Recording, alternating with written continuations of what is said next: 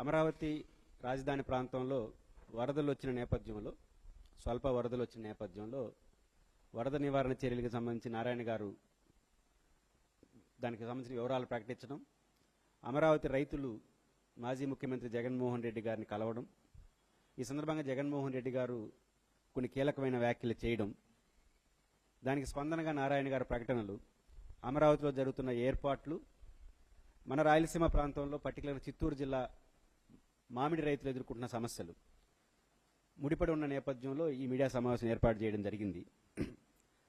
రాజధాని ప్రాంతంలో స్వల్పంగా ఈ కాలంలో వర్షాలు వచ్చాయి. చాలామంది రైతులు చెప్తుంది, ముఖ్యంగా ఇప్పటికే 33,000 ఎకరాలు ఇచ్చినటువంటి ప్రాంతంలో రైతులు మొన్న మాజీ ముఖ్యమంత్రి గారిని కలిసిన వాళ్ళతో సహా బలవంతంగా భూసేకరణకు సిద్ధపడతామని ప్రభుత్వం, అందుకని వరదలు ముంపుని ఇటు పొలాల వైపు మళ్లించేస్తుందని మీడియాలో వాళ్ళు మాట్లాడారు. ప్రభుత్వం దానికి సమాధానం చెప్పాల్సి ఉంది. At the same time Jaganmohan Reddy గారిని కలిసినటువంటి రైతులు ఏదైతే జగన్మోహన్ రెడ్డి గారు మాజీ ముఖ్యమంత్రి గారు మావిగన్ ప్రతిపాదన తీసుకొచ్చారో ఆ ప్రతిపాదన సానుకూలంగా ఉంటూ అమరావతి రైతులు కొన్ని ప్రకటనలు చేస్తున్నారు. రెగ్యులర్గా జగన్ గారిని కలవడానికి ప్రయత్నిస్తున్నారు. ఈ నేపథ్యంలో ప్రభుత్వం కొన్ని తమ ఆలోచన ధోరణిని మార్చుకోవాలని చెప్పి ఈ సందర్భంగా చెప్పదలుచుకున్నాం. ఇప్పటికే అమరావతి రైతులు 33,000 ఎకరాలు ఇచ్చారు. యాజ్ పర్ ఒప్పందం ప్రకారం అమరావతి రైతులకు సిఆర్డీఏకి 1,09,000 డెవలప్మెంట్ ప్లాట్లు ఇవ్వాలి. నారాయణ గారేమో 95% ప్లాట్లు ఇచ్చేసామంటాడు. అమరావతి రైతులు చెప్తున్నది, మాతో కూడా చాలామంది మాట్లాడింది, ప్లాన్లో ఇచ్చేసినారు, మ్యాప్లో ఇచ్చేసినారు, ఫీల్డ్లో ఎక్కడ ఇచ్చారని. ఫ్యాక్ట్. ఎందుకంటే ఈ 33,000 ఎకరాలు ఆల్రెడీ ప్రభుత్వం దగ్గర ఉన్నటువంటి భూమి అంతా కలిసి 54,000 ఎకరాల్లో డెవలప్మెంట్ ప్లాట్లు చేయాలంటే 1,00,000 కోట్లు పెట్టాలి. ఇప్పటి వరకు ఖర్చు పెట్టింది అమరావతిలో దాదాపు 12,000 కోట్లు. 12,000 కోట్లు పెట్టేసి 95% మేము ప్లాట్లు ఇచ్చేసినామని రైతులకు చెప్తా ఉంటే వాళ్ళు ఆందోళన చెందుతున్నారు. ఎందుకంటే ఒప్పందం ప్రకారం ఇప్పుడు 10వ సంవత్సరం అవుతుంది, 95,000 రూపాయల కౌలు ఇవ్వాలి ఒక ఎకరాకి. ప్రభుత్వం ఇస్తా ఉంది కూడా. అంటే మీరు ప్లాట్లు ఇచ్చేసినామని చెప్తే రేపు కౌలు ఇస్తారో ఇరవై భయం. ప్లాట్లు ఇచ్చేంత వరకు కౌలు ఇవ్వాల్సి వస్తుంది. మీరేం 10 ఏళ్ళని ఒప్పందంలో రాసుకున్నారు, ఇప్పుడు 12 ఏళ్ళు అయింది, వాళ్ళు ప్లాట్లు ఇవ్వలేదు. మీరు ప్లాట్లు ఇస్తారా లేకపోతే కౌలు ఇస్తారని అడిగే పరిస్థితి వస్తూ ఉంది. ఆ రకంగా దాదాపు 250 కోట్లు పర్ ఇయర్ అమరావతి రైతులకు కౌలు ఇవ్వాలి ప్రభుత్వం. ఇది చాలదన్నట్టు ఇంకొక 50,000 ఎకరాలు మళ్ళీ తీసుకుంటా ఉంటున్నారు. అది కూడా కలుపుకుంటే 400 కోట్లు 500 కోట్లు కేవలం కౌలుకి ఇవ్వాల్సి వస్తూ ఉంది. ఇంత భారీ ఏర్పాట్లతో రాజధాని విషయంలో ప్రభుత్వం మొండిగా ముందుకెళ్లే పరిస్థితి వస్తూ ఉంది. వరదలు, వర్షాల గురించి చాలా కీలకమైన అంశాలు మనం చర్చించాల్సిన అవసరం ఉంది. ప్రభుత్వం తెలుసుకోవాలి, ప్రజలు కూడా అర్థం చేసుకోవాలి. వరదలు దాని ఎఫెక్ట్ అనేది అన్ని నగరాలకు ఉంటాయి. ముఖ్యమంత్రి గారు చెప్పినట్టు తిరుపతికి ఉంది, విశాఖపట్నంకు ఉంది, విజయవాడకు ఉంది, రేపు అమరావతికి కూడా ఉంటుంది అంటారు ముఖ్యమంత్రి గారు. వరదలు లేని నగరం అంటే ఎక్కడుంది అని ప్రశ్నించారు. ఉదాహరణ తిరుపతి కూడా వరదలు వచ్చినప్పుడు చెన్నైకి అతలాకుతలమైంది. ఎందుకయింది? తిరుపతికి చుట్టుపక్కల దాదాపు 50 నుంచి 60 చెరువులు ఉండేటివి. ఈరోజు 10కి లోపల ఉన్నాయి. చెరువుల ఆక్రమణ అయినాయి. దాదాపు వాగులు, వంకలు, దారులు మన రాయలసీమ భాషలో చెప్పాలంటే తిరుమల కొండలు వాటికి సంబంధించి 100 ఉండేటివి ఈరోజు 10ల సంఖ్యలో ఉన్నాయి. అన్నీ క్లోజ్ అయిపోయినాయి. కాబట్టి కదా వరద మునిగింది. కాబట్టి విశాఖపట్నంకైనా తిరుపతికైనా వరదలు వచ్చినప్పుడు ఎందుకు నగరం మునగుతా ఉందంటే ఉన్న నేచురల్ సోర్స్ని కబ్జా చేసేసినాము. మన తిరుపతిలో బస్ స్టాండు, బహుశా మన శ్రీదేవి కాంప్లెక్స్తో సహా అన్ని చెరువులు వాటిలో కట్టినట్టువే కదా, కాలనీలతో సహా. కానీ చేస్తే ఏమవుతుంది, వరదలు ప్రజలలోకి వస్తుంది. రేపు కొత్త నగరాన్ని నిర్మించడం ప్రభుత్వం దీన్ని దృష్టిలో పెట్టుకుందా లేదా? ఈరోజు ప్రభుత్వం చెప్తున్న మాటల్ని మనం పరిశీలిస్తే అమరావతి ప్రాంతంలో ఏదైతే నూతన నగరం ప్రపోజల్ ప్రభుత్వం చేస్తూ ఉందో, వాగులు వాటి వ్యవహారాలు చూసినప్పుడు అమరావతి ప్రాంతంలో 3 వాగులు 2 ఉపవాగులు ఉన్నాయి. కొండవీటి వాగు, పాలవాగు, అదేవిధంగా గ్రావిటీ కెనాల్. కొండవీటి వాగు ఉప వాగులుగా అయ్యన్న వాగు, కట్టెం వాగు, ఈ 2 వాగులు అదనంగా ఉన్నాయి. ఇది 421 చదరపు కిలోమీటర్ల విస్తీర్ణంలో ఈ ప్రాంతంలో ప్రవాహం ఉంటుంది.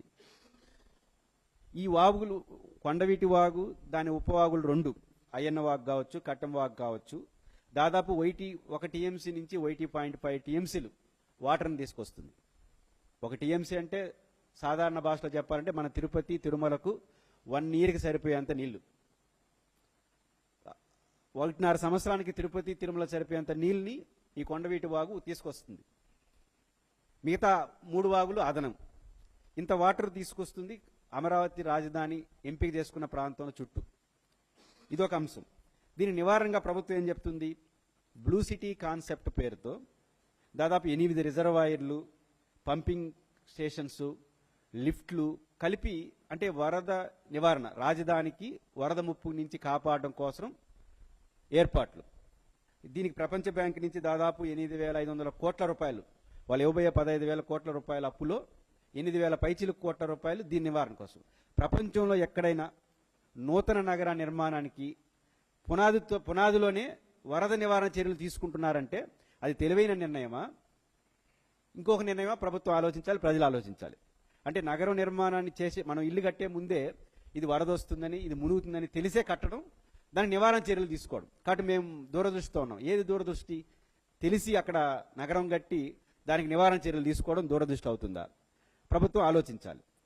కాబట్టి ఈ రిజర్వాయర్లు వీటన్నిటిని మనం పరిశీలిస్తే ఉండవల్లి దగ్గర 16 భారీ మోటార్లతో 5,850 క్యూసెక్కులు సామర్థ్యంతో పంప్ సెట్లు, లిఫ్ట్ ఏర్పాటు చేశారు. ప్రభుత్వానికి కొంత అనుమానం వచ్చింది, ఇది సరిపోదు, భవిష్యత్తులో ఇంకా పెరిగే అవకాశం ఉందని దాదాపు 8,450 క్యూసెక్లు పంపింగ్ చేయడానికి ఇంకొక ఏర్పాట్లు చేస్తూ ఉంది. మొత్తం కలిసి 14,250 క్యూసెక్లు సామర్థ్యంతో లిఫ్ట్ చేసే ఏర్పాట్లు చేస్తోంది మనం కట్టబోయే నగరానికి. దీనికి తోడు అదనంగా 3 డ్యాములు, రిజర్వాయర్లు. నీరుకొండ దగ్గర 0.4 టీఎంసీ, పెనపాక దగ్గర 0.1 టీఎంసీ, శాఖమూరు దగ్గర 0.03 టీఎంసీ, మొత్తం 1/2 టీఎంసీ.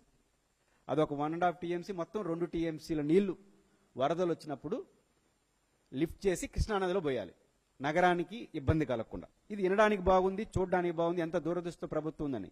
కానీ ఇంకొక అడుగు ముందుకేసి బుడమేరు వాగు వరదలు వచ్చినప్పుడు విజయవాడ అనుభవం ఏం చెప్పింది? ఇదే రేపు అమరావతి నూతన నగరానికి కూడా రాదన్న గ్యారంటీ ఏంటి? ఇది ఇంపార్టెంట్. నదులకి కల్చర్ ఉంటుంది, క్రమశిక్షణ ఉంటుంది, ఒక చరిత్ర ఉంటుంది. కృష్ణానదికి ఎప్పుడు వాటర్ వస్తుందో మనం గెస్ చేయొచ్చు. కానీ వాగులు, వంకలకి అట్టటే ఉండదు. ఎప్పుడు వస్తుందో తెలియదు, ఎప్పుడు కొట్టేస్తుందో తెలియదు. అది బీభత్సంగా ఉంటుంది. అలాంటి వాగులు 3 ఉన్నాయి, 2 ఉపవాగులు ఉన్నాయి మీరు ప్రతిపాదించిన నూతన నగరంలో. దీని నివారణ చర్యలుగా మీరు 1.5 టీఎంసీలు వాటర్ డైవర్ట్ చేసే స్కీమ్స్ పెట్టారు 8,000 పైచిల కోట్లతో. దాదాపు 2 టీఎంసీలు వస్తున్నాయి ఇప్పుడే. మీరు మిగతా 1/2 టీఎంసీ నగరం మీద పడదా? పడితే నగరం పరిస్థితి ఏంది? ఇది మొదటి అంశం. బుడమేరు వాగు ఎక్స్పీరియన్స్ మనం ఏం చేసుకోవాలి? బుడమేరు వాగు యొక్క కాలువ సామర్థ్యం అంటే, బుడమేరు వాగు మనకు విజయవాడలో మొన్న వరదలు వచ్చినాయి కదా, ఆ వరదల్లో బుడమేరు వాగు ఒక ఎక్స్పీరియన్స్ ఏంటంటే దాదాపు 7,000 క్యూసెక్లు కాలువ సామర్థ్యం ఉంది. బుడమేరు వాగు కాలువ సామర్థ్యం 7,000 క్యూసెక్లు. కానీ ఖమ్మం, ఎన్టీఆర్ జిల్లాలో పడిన వర్షాల కారణంగా ఒక్కసారిగా 35,000 క్యూసెక్లు వచ్చేసింది. అబ్నార్మల్గా. అందుకే చెప్తాను, నదులకి ఒక కల్చర్ ఉంటుంది, ఒక చరిత్ర ఉంటుంది, ఒక లెక్క ఉంటుంది. కానీ వాగులు, వంకలు ఎలా ఉంటాయి?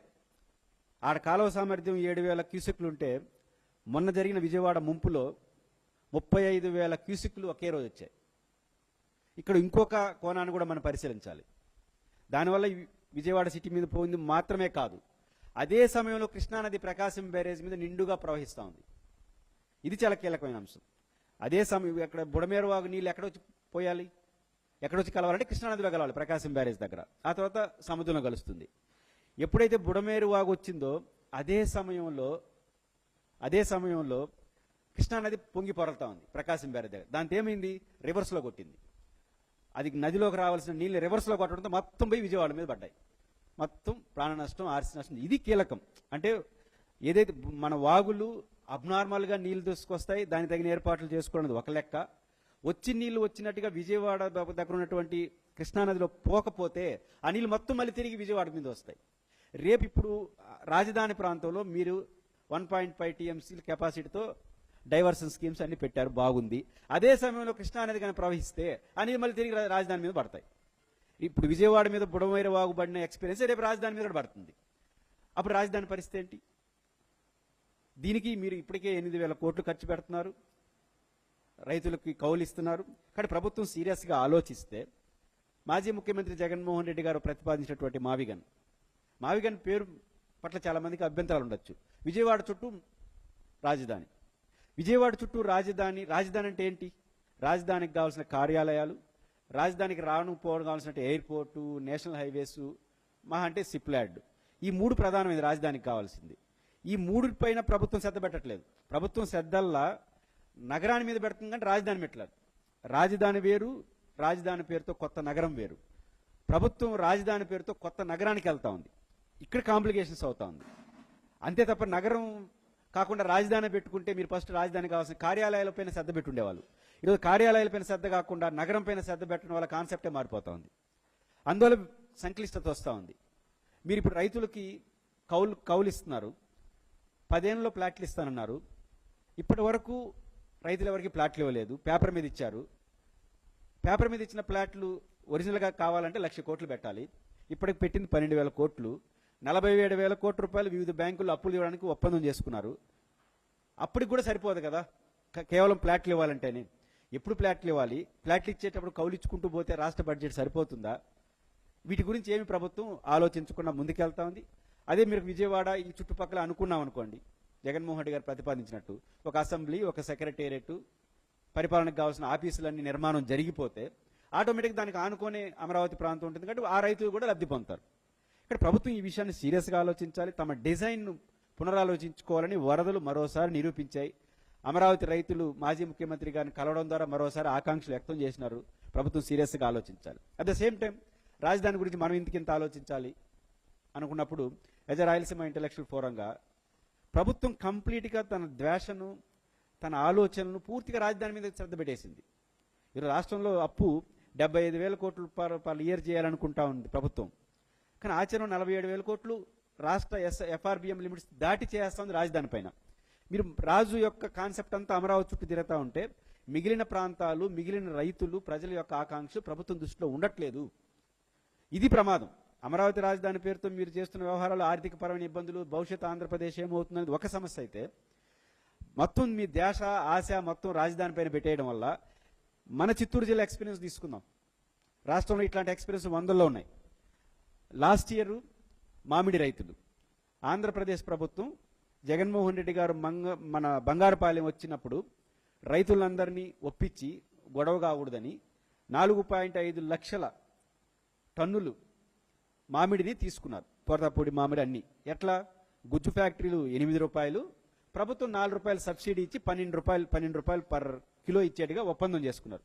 దాదాపు 50,000 మంది రైతులు, 3.5 లక్షల ఎకరాల్లో మన మామిడి పండుతా ఉంది. అన్నమయ్య జిల్లా, చిత్తూరు జిల్లా, తిరుపతి జిల్లా 3 జిల్లాలు ఎఫెక్ట్ అవుతాయి. లాస్ట్ టైం చేసుకున్న ఒప్పందం ప్రకారం 12 రూపాయలు ఇచ్చినారా? ప్రభుత్వం కొట్లాడితే 3 నెలల తర్వాత ప్రభుత్వ వాటాగా 180 కోట్ల రూపాయలు విడుదల చేసింది.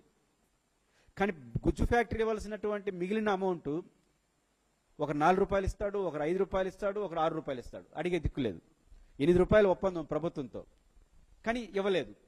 ఇంకా 50,000 టన్నులు ఎంతో పల్ప్ ఇంకా ఉందంట వాళ్ళ దగ్గర. ఇప్పుడు కొత్తగా మళ్ళీ మామిడి పూత వచ్చేసింది. కానీ ఇంతవరకు జిల్లా కలెక్టర్ గారు రైతు సంఘాలతో సమావేశం వేయలేదు.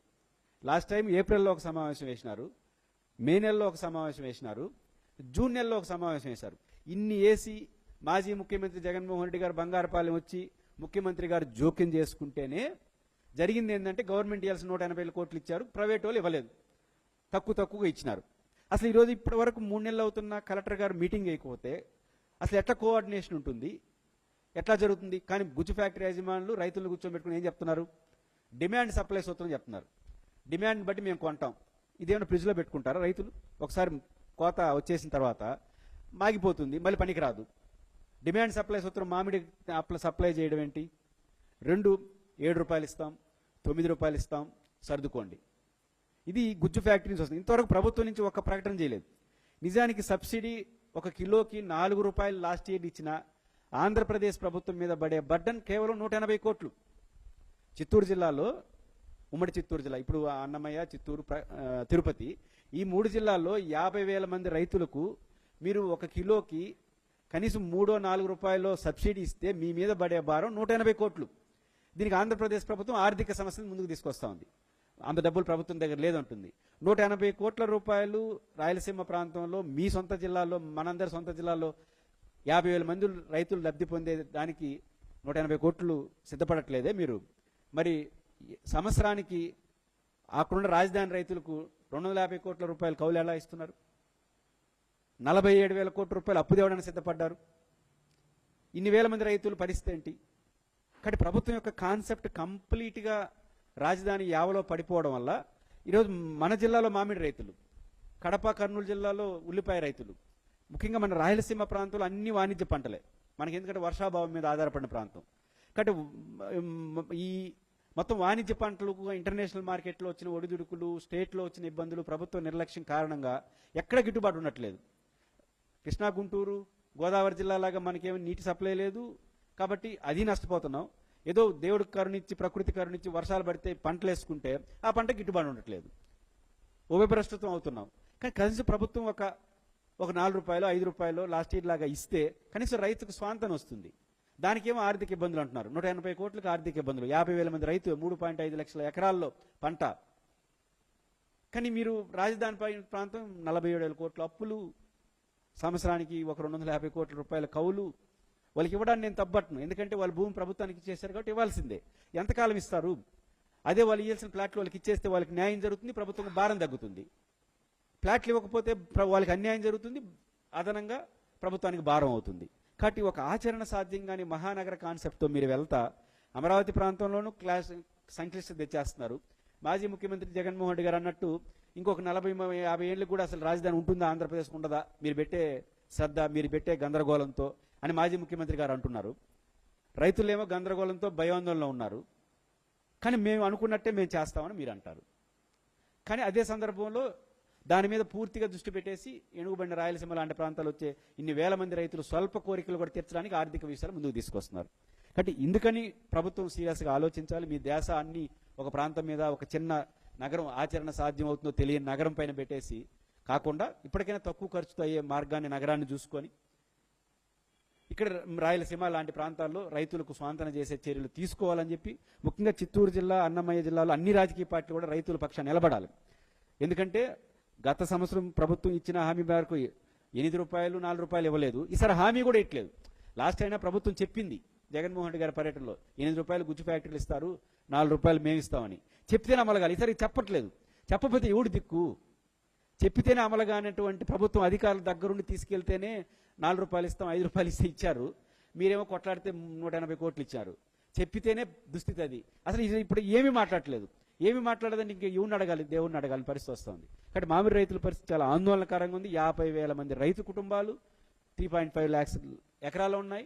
కాబట్టి అన్ని రాజకీయ పార్టీలు, అధికార పార్టీ ముఖ్యమంత్రి గారి మీద ఒత్తిడి తేవాలి మీ స్టైల్లో, ప్రతిపక్షాలు కూడా ఖచ్చితంగా దీని మీద ఆలోచించి మన రైతుల యొక్క విషయాన్ని ప్రభుత్వం దృష్టికి తీసుకురావడం ద్వారా స్వాంతన చేసే చర్యలపైన లేదా దీర్ఘకాలిక చర్యలపైన ఆలోచించాలనేది నేను ప్రభుత్వం దృష్టికి తీసుకొస్తున్నాను.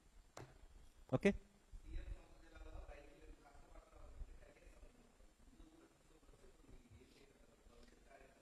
అసలు ముఖ్యమంత్రిగా నా సమస్య ఏంది? జిల్లా కలెక్టర్ రైతులతో ఎందుకు సమావేశం అయ్యాడు? లాస్ట్ టైం జిల్లా కలెక్టర్ గారు ఏం చెప్పారంటే, రైతులతో సమావేశం అంటే వేల మంది రైతులు ఉన్నారు, ఐఏఎస్ ఆఫీసర్ లాగా వాళ్ళు తెలివితేటలను ప్రదర్శించాడు. ఏ సంఘంతో మాట్లాడాలి, అందరితో మాట్లాడలేం కదా లాజిక్. అందుకని రైతులు ఏం చేశారు? అందరూ రిజిస్ట్రేషన్ చేసుకున్నారు. ఆ రిజిస్టర్ సంఘాలని పిలవచ్చు కదా. మీరు అందరూ 50,000 మంది రైతులతో కూర్చోలేదని అప్పుడు చెప్పినారు, బాగుంది. అయినా మూడు సమావేశాలు వేసినారు. ఇప్పుడు ర్యాంపుల పేరుతో పెద్ద దోపిడీ జరుగుతుందంట. అంటే ర్యాంపులు అంటే తూకం వేసే చోట ఏమవుతుంది, ఒక్కొక్క గుజ్జు ఫ్యాక్టరీ దగ్గర 1 కిలోమీటర్ 2 కిలోమీటర్లు ఆగిపోతా ఉంది. ఇది లారీలు. మీకు తెలుసు కదా, మామిడి ఒక్కసారి లారీకి లోడ్ ఎక్కిన తర్వాత కప్పేస్తారు, అది 2-3 రోజులతో మాగిపోతుంది, మళ్ళీ ఎందుకు పనికిరాదు. ఈ గుజ్జు ఫ్యాక్టరీ వాళ్ళు ఏం చేస్తున్నారు? ఉద్దేశపూర్వకంగా లేట్ చేస్తున్నారు. రైతులు నాకు చెప్పింది, నిజాలు తెలియదు. దానివల్ల ఏమవుతుంది, అనివార్యంగా నేను ఇచ్చిన రేటు కొంటావా, అట్లా పెట్టి పెట్టమంటావా, మాగిపోయిన తర్వాత తీసుకోడు. కాబట్టి మాగిపోతుందని ఆందోళనతో నువ్వు ఎంత ఇస్తే అంత ద్వారా అనే పరిస్థితికి వచ్చారు. దీనిపైన ప్రభుత్వం జోక్యం చేసుకోవాలి కదా, ర్యాంపుల పైన. అందులో రైతులతో కలెక్టర్ గారు సమావేశం వెళ్ళి కలెక్టర్ గారు వేయకపోతే ప్రభుత్వం వేయించాలి. కలెక్టర్ గారు భయం ఏంటి? నాకు తెలిసిన నేను అనుకుంటున్నంత మేరకు కలెక్టర్ భయం ఏంటంటే, సార్ మాకు ₹2 ఇస్తారా, లాస్ట్ టైం లాగా ₹4 ఇస్తారా, లాస్ట్ టైం ₹8 చెప్పారు కదా, వాడు ₹4 ₹5 ఇచ్చారు. ఎదురుగా గుజ్జు ఫ్యాక్టరీ వాళ్ళు కూర్చుంటారు, వాళ్ళని అడుగుతారు, లాస్ట్ టైం ఆయన ₹8 ఇస్తానన్నాడు సార్, ₹4 ఇస్తానన్నాడు, మీద తీసి మనం అడుగుతారు. ఇవన్నీ తీసిచ్చే పరిస్థితిలో కలెక్టర్ లేడు, ప్రభుత్వం ముందుకు రావట్లేదు.